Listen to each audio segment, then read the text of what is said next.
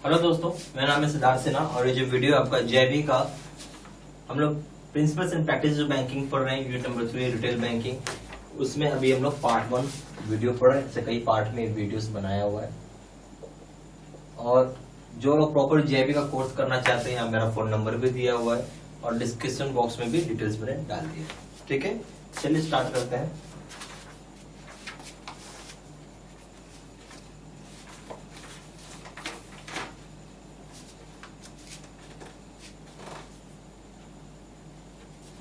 ठीक है, अब आइए रिटेल बैंक में, रिटेल बैंकिंग में आइए। आप रिटेल बैंकिंग से क्या समझते हैं?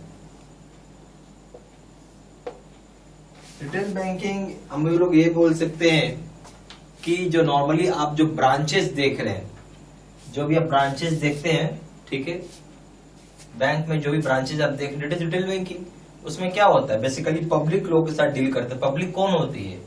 छोटे मोटे इंडिविजुअल, हमारे और आपके जैसे लोग हैं, छोटे मोटी फर्म, माइक्रो इंटरप्राइजेस, उस तरह के लोगों को डील करते हैं। हमेशा ये बात याद रखिएगा। तो अगर हम लोग यहाँ पूछें कि कौन कौन से लोगों से आप डीलिंग करते हैं, तो ट्रस्ट, कंपनी, प्रोप्राइटरशिप, पार्टनरशिप, इस तरह का चीज के साथ आप डील करते हैं। हम लोग यहाँ बोल सकते हैं deals with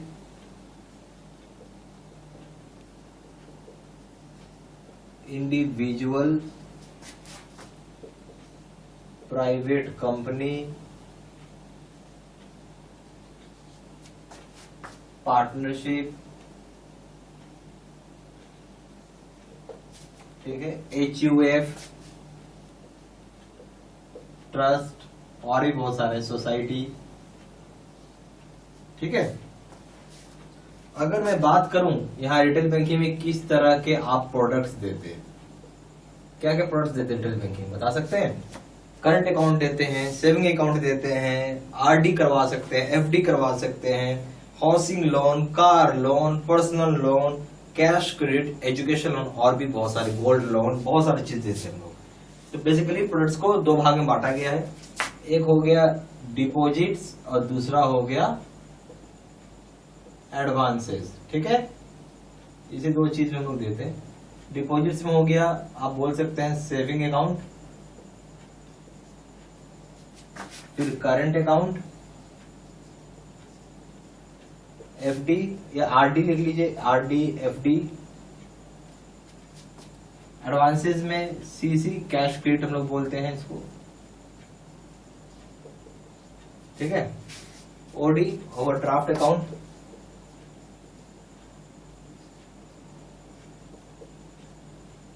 PL, personal loan, CL, car loan, gold loan, बहुत सारा इस तरीके का है, KCC एक्सेट्रा करके लिख लीजिए। रिटेल बैंकिंग में हम लोग माइक्रो और स्मॉल इंटरप्राइजेस, माइक्रो यानी MSME, micro small medium enterprises का भी अकाउंट को हैंडल करते हैं। हम लोग यहाँ बोल सकते हैं कि रिटेल बैंकिंग में हैंडल किया जाता है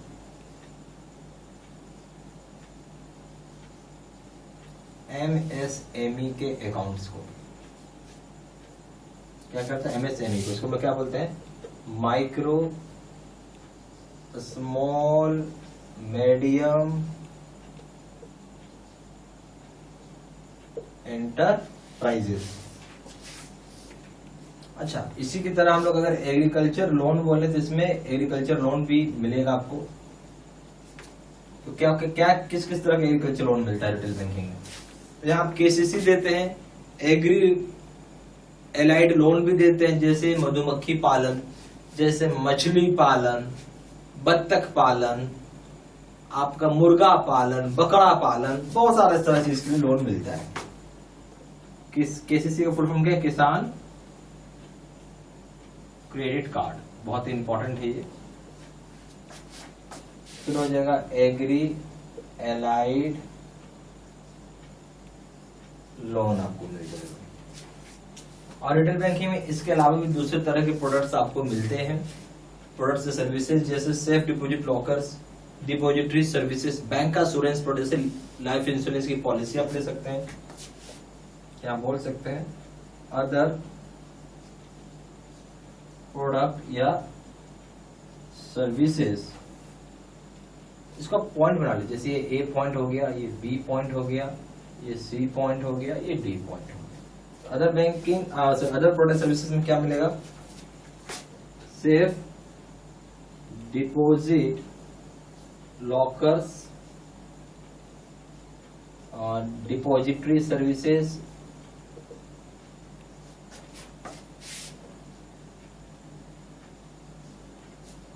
बैंक एश्योरेंस,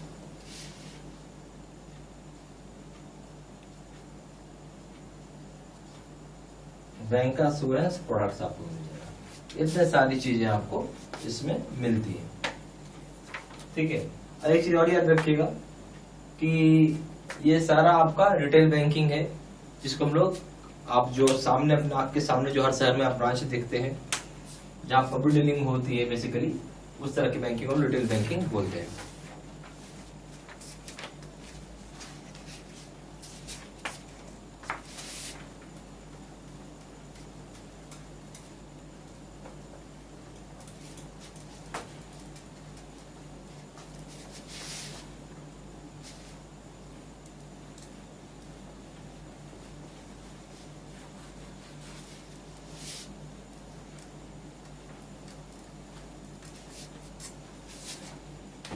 अब जो है होलसेल बैंकिंग का नाम है,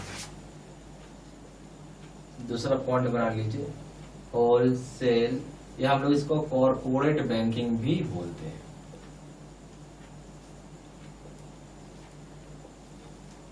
ये बेसिकली बहुत बड़ी क्लाइंट्स के लिए होता है, यानी जैसे मल्टीनेशनल कंपनी हो गया, public sector bank, public sector organisation हो गया, ठीक है, पीएसयू हो गया, जो लार्ज इंडस्ट्रियल और बिजनेस एंटिटी होती है उसके साथ डील करती है। लार्ज इंडस्ट्रियल बिजनेस एंटिटीज, जैसे कि बहुत बड़े कॉर्पोरेट हो गया, एमएनसी हो गया, पीएसयू हो गया। अब मान लीजिए किसी को 10,000 करोड़ रुपए चाहिए, कितने चाहिए? 10,000 करोड़ रुपए अगर इसको निकालने हैं तो रिटेल बैंकिंग में थोड़ी होता है। रिटेल बैंकिंग मान स्केल 4 का ब्रांच है 250 करोड़, स्केल 5 का ब्रांच है 1,500 करोड़। भाई 10,000 करोड़ इसको निकालने हैं, इसके लिए अलग टाइप का बैंक चाहिए। इस तरह का बैंक को नॉर्मली डीजीएम हेड करता है, ठीक है। चलिए इसको लिख लेते हैं हम लोग। तो क्या हो गया? Deals with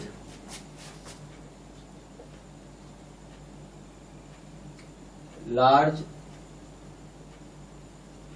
industrial and business entities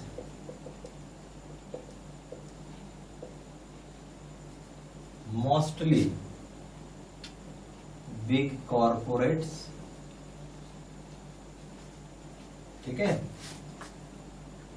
MNC that is multinational company, और PSU यानी पब्लिक सेक्टर अंडरटेकिंग। कई तरह का फंडिंग मतलब उसको करवाते हैं। इसमें बेसिकली एक हो गया फंड बेस्ड सर्विसेज देता है ये, या फंड बेस्ड प्रोडक्ट्स है या सर्विसेज है इनके यहाँ, और दूसरा है नॉन फंड बेस्ड। तो पहले फंड बेस्ड को देखते हैं। तो अभी जैसे आपको लोन चाहिए, टर्म लोन, उसके बाद working capital finance, bill discounting, structured finance, export credit, इस तरह का चीजें आपको देती है फंड बेस्ड में, ठीक है।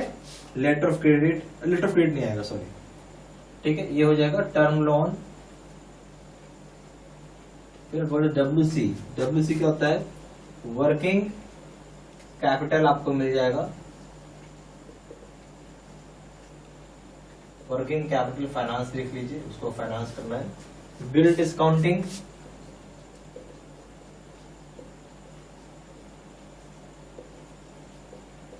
Structured finance, structured finance, export credit, ये सारी चीज आ गई। दूसरा में ये एक हो जाएगा नॉन फंड बेस्ड प्रोडक्ट्स, या फिर हम सर्विसेज में अगर हम लोग बात करें तो नॉन फंड है, क्या हो जाएगा? लेटर ऑफ क्रेडिट और bank guarantee. LC full form क्या है इसका? लेटर ऑफ क्रेडिट, फिर हो जाएगा बीजी यानी बैंक गारंटी।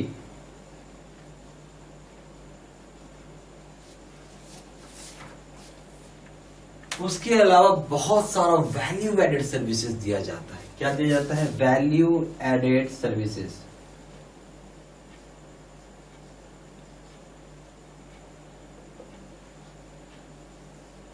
अब बताइए वैल्यू एडेड सर्विसेज क्या हो जाएगा? कई सारे, जैसे कैश को मैनेजमेंट करना, cash management services, channel services, vendor को फाइनेंस के लिए vendor financing, RTGS, corporate salary account देंगे, फिर आप सिंडिकेशन सर्विसेज देते हैं, फॉरेक्स का सर्विस देते हैं, मनी मार्केट आप प्रोवाइड कराते हैं, employee trust, ECS, tax collection, bankers to right issue करना है, पब्लिक इशू करना, पेमेंट गेटवे सर्विस देते हैं आप, सप्लाई चेन मैनेजमेंट है, कॉर्पोरेट इंटरनेट बैंकिंग। इतने सारे वैल्यू एडेड सर्विसेज यहां पे आपको प्रोवाइड किया जाता है। ठीक है, तो क्या हो जाएगा? पहला cash management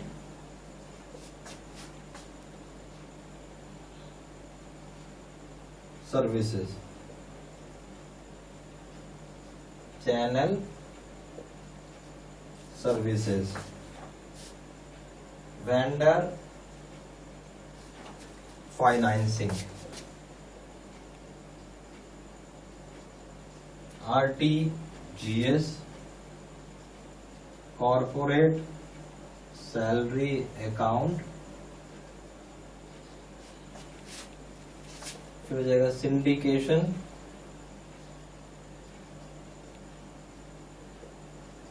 services,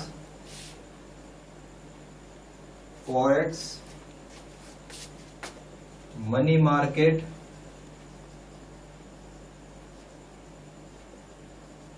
employ trust, ECS, tax collection करना,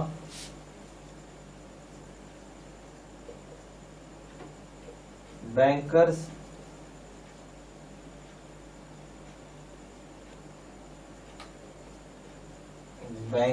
टू राइट या फिर public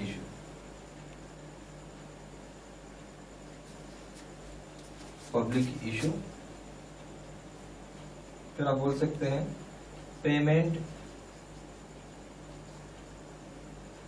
gateway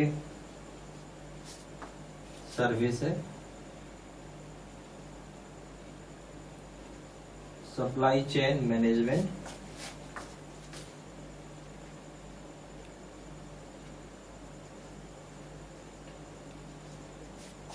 corporate internet banking,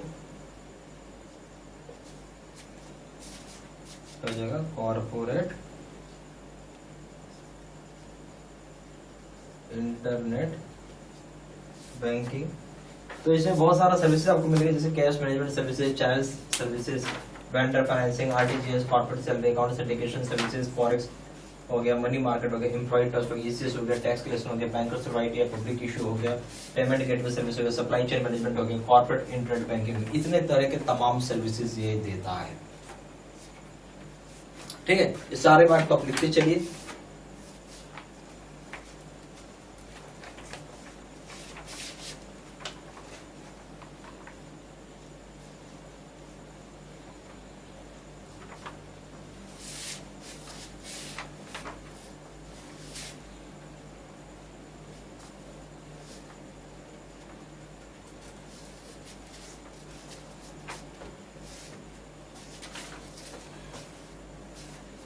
अब हम लोग बात कर रहे हैं इंटरनेशनल बैंकिंग की।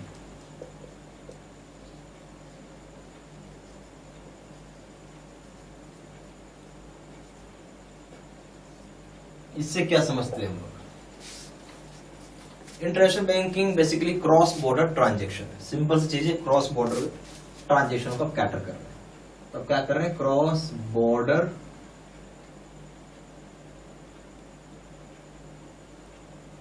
बॉर्डर ट्रांजेक्शन को या हम इसको ऐसा नहीं बोल सकते हैं, फॉरेन ट्रांजेक्शन को हम लोग कैटर कर रहे हैं। क्या कर रहे हैं? कैटर, यानी हम लोग प्रोवाइड कर रहे हैं। कैटर मतलब क्या होता है? प्रोवाइड करना।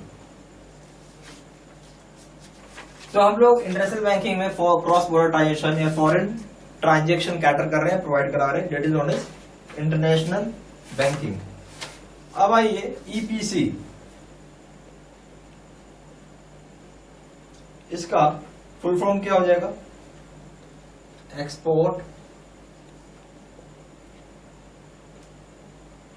एक्सपोर्ट पैकिंग क्रेडिट नाम होता है इसका। इसका पूरा नाम क्या है ईपीसी का? Export packing credit.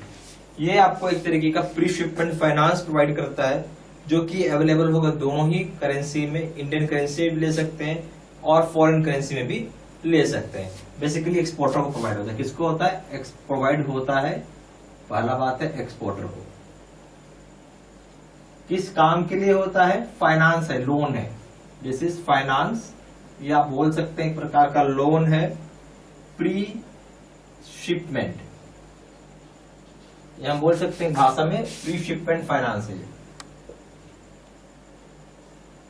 यानी जहाज पे सामान चढ़ाने से पहले जो आपको एक तरीके का लोन चाहिए, पैसा चाहिए, वो आपको मिलता है। ये अवेलेबल होगा दोनों करेंसी में, अवेलेबल इन बोथ करेंसी। यानी हम बोल सकते हैं बोथ करेंसी का मतलब है इंडियन रुपीज INR, ठीक है, और फॉरेन करेंसी में INR का मतलब क्या हो गया? इंडियन करेंसी में अवेलेबल है, जिसमें चाहिए आप उसमें ले सकते हैं, ठीक है।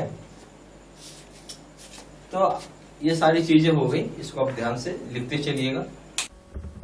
यहाँ पे हमारे पास JIB के दो तरह के कोर्सेज हैं। एक ही PPT यानी कंप्यूटर स्क्रीन रिकॉर्ड होता है, जो कंप्यूटर स्क्रीन होती है उसको रिकॉर्ड करके आपको वीडियो बना के दिया जाता है। और दूसरा होता है face to face video course. जो अभी अपने वीडियो देखा है उसका नाम है face to face video course. ये सबसे बेस्ट कोर्स है, और ये अगर आप ये कोर्स करते हो तो मान के चलिए कि आप फर्स्ट टाइम में ही पास करेंगे। सिंपल बोलूँगा, फर्स्ट टाइम में आप पास कर जाएंगे।